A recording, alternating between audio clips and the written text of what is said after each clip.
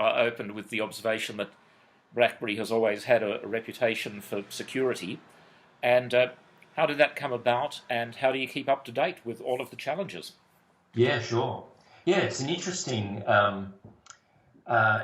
journey. And while a lot of people still associate BlackBerry with our devices, I guess you don't need to have a very long discussion before people recognise that a big part of those devices was security, right? Secure email, secure messaging, etc. And the transformation journey that we've been on for over 6 years now is really taking that security heritage and transforming it into the world of software, where our software is embedded in a much broader range of devices, from cars to still mobile devices and desktops and servers and etc.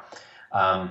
But that's come through really a mix of R&D, and we still, as a company, we invest 24% of our revenue in research and development, which I think is above the score across the IT industry.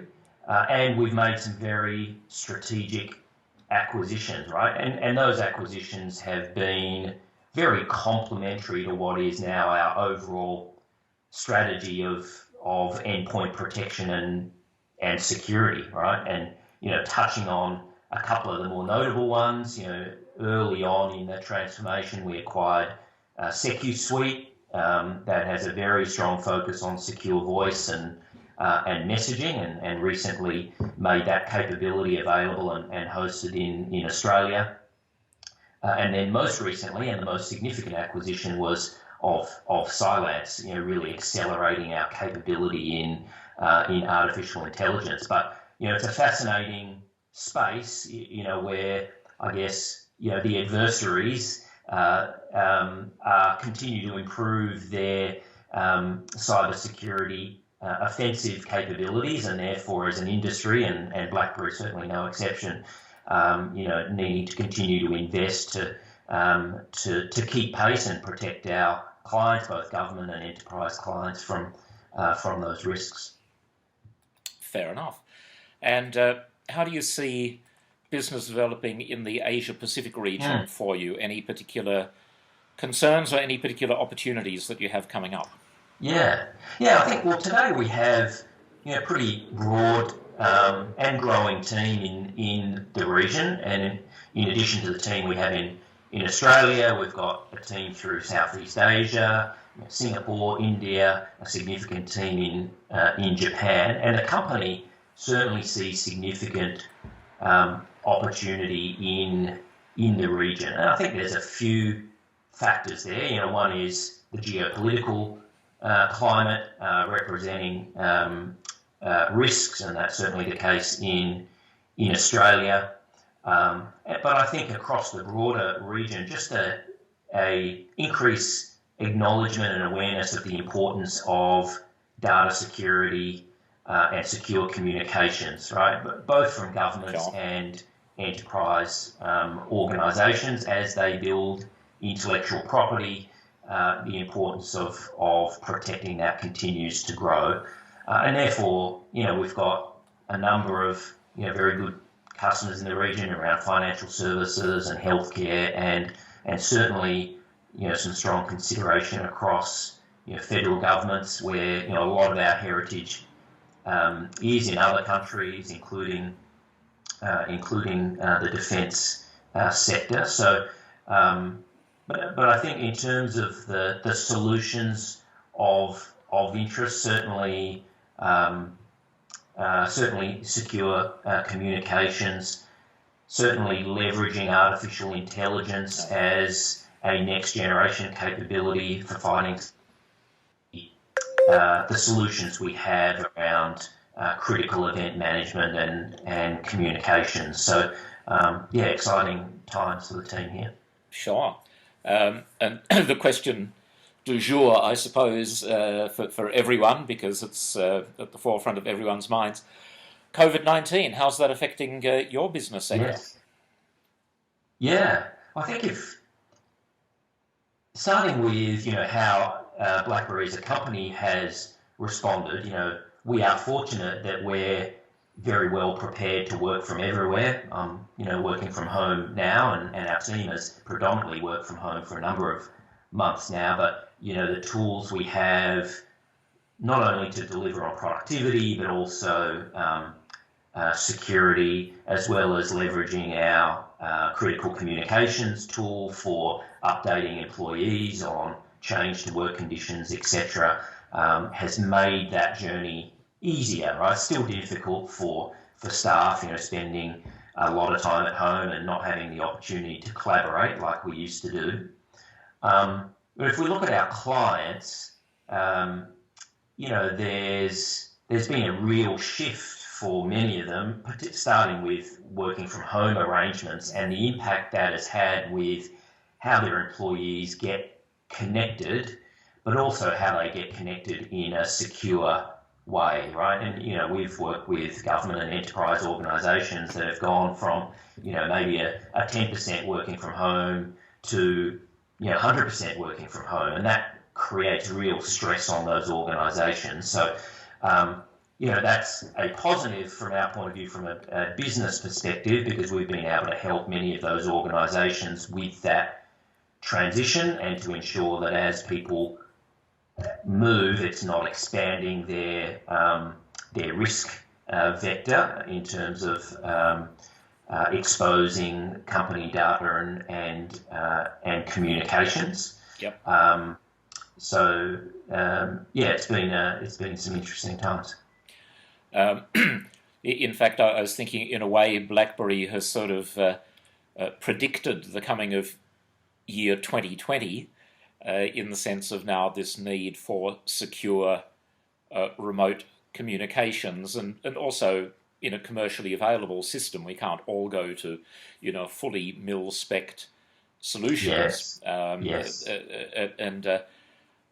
I guess it was, I assume no one could have forecast COVID-19 20 years ago, but you do seem to be well positioned. Yeah, it's interesting. I mean, even just the discussions I've had with a number of government agencies around our SecuSuite solution, some of the challenges that, starting from government ministers face, needing to travel an hour to an office facility to receive a secure briefing because they don't have a secure means of communicating from their home office. That's extrapolated across a number of organisations. So, fortunately, the technology is there. Unfortunately, in many cases, organisations are not aware of their availability, and that, in that example, that there is a highly secure but easy to use, solution that, you can just have on your iOS or Android device. So, that market awareness has been, a big part of our focus.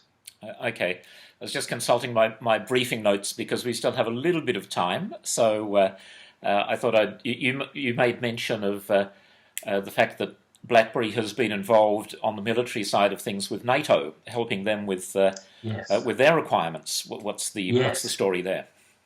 Yeah, so the origins of our SecuSuite product, as I mentioned before, an early acquisition we made out of Germany and extensively used by the German government, is effectively a mobile application you download from the App Store, but provides highly secure end-to-end voice and messaging communications. And it really recognises, as we've known for decades, that mobile communications are at risk of interception. Sure. And public networks, whether they are telephony networks or alternate, consumer networks, given that they are open, there is risk of identity hacking. And so, a number of government organisations are looking for what is that solution that can provide, highly secure telephony capabilities but in a easy to consume format. So in the case of NATO, their cybersecurity team that provides support for their agency globally were looking for a solution where they can securely communicate with each other relating to threats, and are leveraging SecuSuite to do that.